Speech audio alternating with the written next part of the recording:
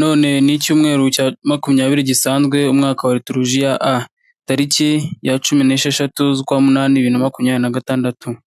Abatagatifu tuzahimbaza muri iki cyumweru. None ni Mutagatifu Stefano wa Hongiriya, Serena, Theodori na Mutagatifu Loki. Kuwa mbere ni abatagatifu Hyacinthe na Liberata. Kuwa kabiri ni abatagatifu Helena na Mutagatifu Filimini. Kuwa gatatu ni Mutagatifu Yohani Eudi. Kuwa kane ni abatagatifu Bernardo Filiberti na Mutagatifu Samueli. Kuwa gatanu ni abatagatifu Pio wa cumi Privat na Mutagatifu Gracia. Kuwa gatandatu Bikira Mariya Umwamikazi n'abatagatifu Fabrice, Sigifiridi, Simfotiriyani. Ku cyumweru gitaha tariki 26 ni abatagatifu Rosa, Asteri, Filipo na Mutagatifu Beniti. Ibirangwa bya paruwase. Turi kwitegura guhimbaza isabukuru y'imyaka 5 paruwasi yacu imaze ishinzwe. Uwo munsi uzizihizwa tariki ya 10/10/2026. Buri mukristo uzitabira ubusabane bw'uwo munsi arasabwa umusanzu ungana n'ibihumbi 10 atangwa ku buyobozi bwa Santarari Gahanga na Karembure. Indi myiteguro ijyanye n'uwo munsi mukuru tuzakomeza kubibagezaho mu minsi iri imbere. Padiri Omoni yafatanyije na komisiyo y'abana baributsa abana bose ko hari urugendo nyobokamana i Kibeho hamwe na Yepiskopi wacu. Urwo rugendo ruzaba kuri uyu wa kabiri tariki 18/8/2026. Abazajyayo bazahaguruka saa 10 z'urukerera kuri paruwasi. Komisiyo y'ubwigishwa iramenyesha abigishwa biga mu mwaka wa gatatu wo gukomezwa barangije kuvanguza ko bazaza gufata amakanzu kuwa gatatu, kuwa kane bakazaza mu mwiherero saa 12:30 za mu gitondo kuri paruwase. Mu rwego rwo kwitegura guhimbaza umunsi w'itangwa ry'ubutumwa bwa katesheze ku babihuguriwe, hateganyijwe noveni izatangira kuri uyu wa gatanu tariki 21/8. Mu misa ya mu gitondo buri mukateshiste asabwe kuzubahiriza uwo munsi. Baramenyesha kandi abifuza kwigira amasakaramentu y'ibanze ndetse n'abifuza gukomorerwa mu gihe cya Noheli ko bakwiyandikisha mu miryango remezo batuyemo. Tuributsa abakristo bose ko none tariki 16/8 haraba misa mu rurimi rw'Igifaransa saa 11 z'umugoroba. Padiri afatanyije na komisiyo y'urubyiruko baramenyesha urubyiruko ko hazaba weekend de jeune kuri kuwa gatanu tariki 28/8/2026 ikazabera i Karembure. Saa 10 ni igitaramo n'isengesho rya Louange. Saa 11 ni igitambo cya misa. Urubyiruko turi abahamya b'amizero, ubuvandimwe n'amahoro. Padiri afatanyije n'abanimateri ba patronage baramenyesha abana bitabiriye patronage ko umunsi wo kuyisoza ari kuwa mbere w'icyumweru gitaha tariki 24/8. Buri mwana asabwa gutanga amafaranga 100 y'ubusabane.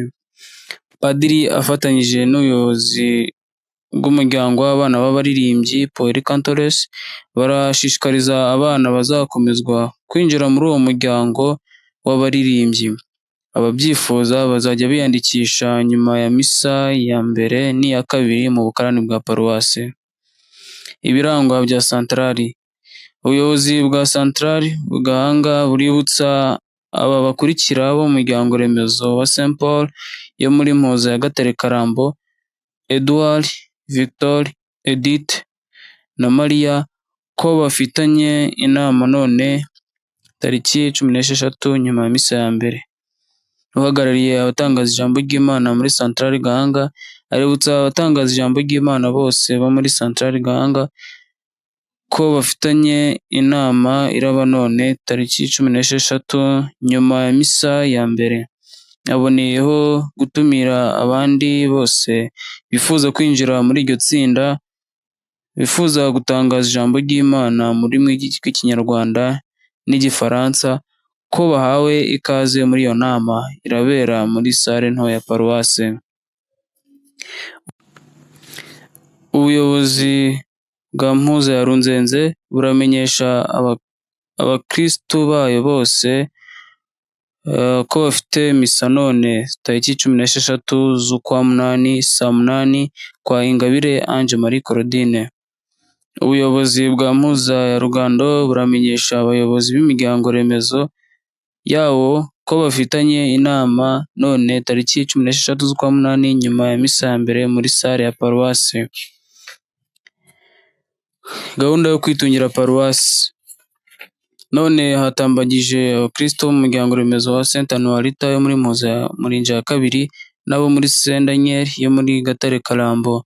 Cyumweru gitaha hazatambagiza abo muri Saint Faustin yo muri Mpuza Murinja n'abo muri Saint Joseph yo muri Mpuza Gatare Karambo. Ku itariki 30 hazatambagiza abakristo bo mu muryango remezo Mutagatifu Tereza w'Umwana Yezu yo muri Mpuza Murinja n'abo muri Saint Alexandre yo muri Mpuza ya Gatare Karambo. Abarangwa bazasezerana kuwa mbere tariki 17 z'ukwa munani kuri foyer saa 8. Herve Murenzi na Jeannette Uwimana ko bazabafasha n'ibyiza by'ijuru.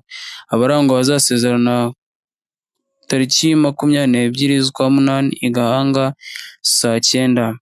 Jean Pierre Hakuzimana na Marie Louise Bayavuge. Alphonse Bizimana na Redempta Uwayezu ko bazabafasha ni Saint Dominique.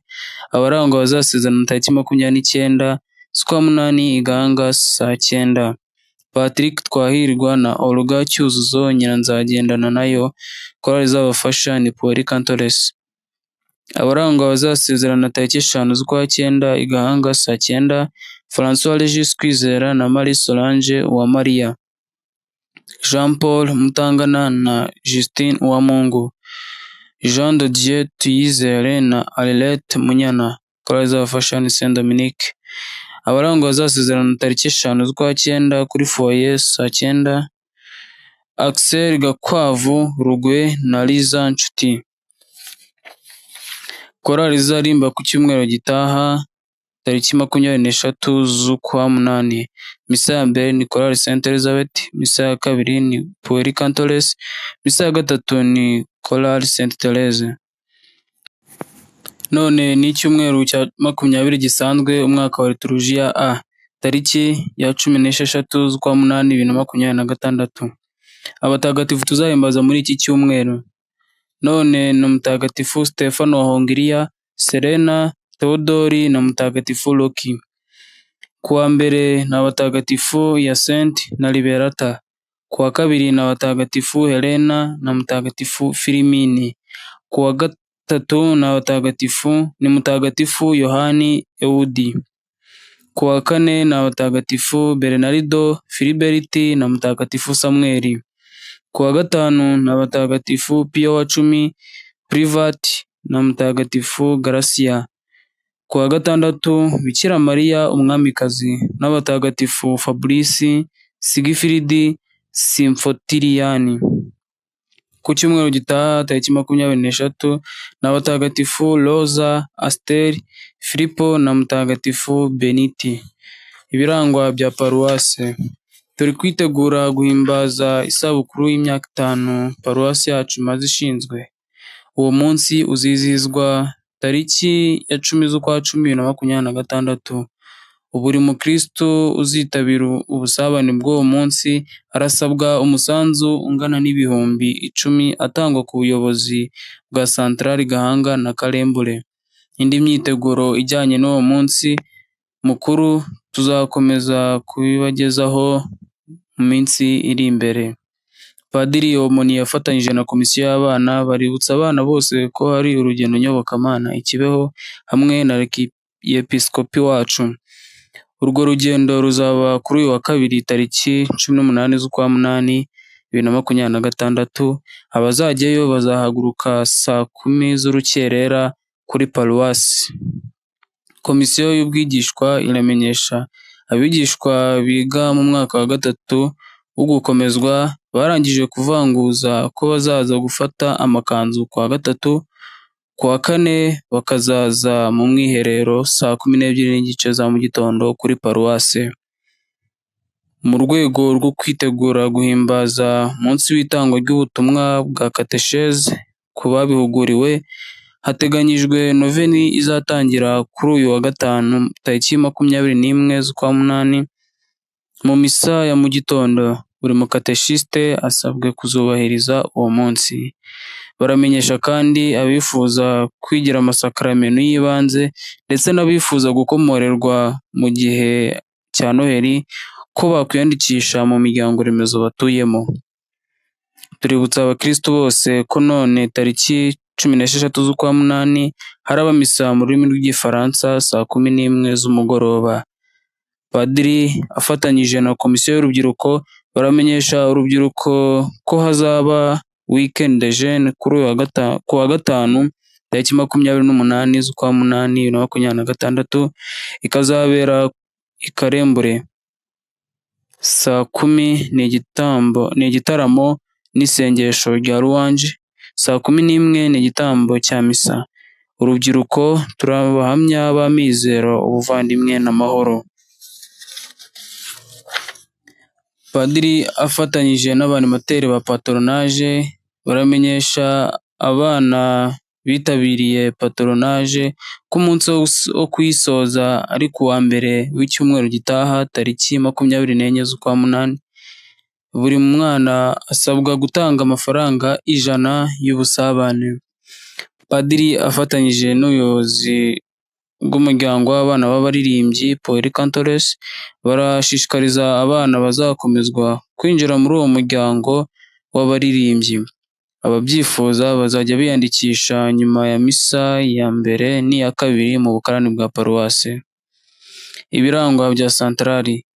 Ubuyobozi bwa santarari Gahanga buributsa aba bakurikira bo mu muryango remezo wa Saint Paul yo muri Mpuza ya Gatare Karambo: Edouard, Victor, Edith na Maria ko bafitanye inama none tariki 16 nyuma ya misa ya mbere.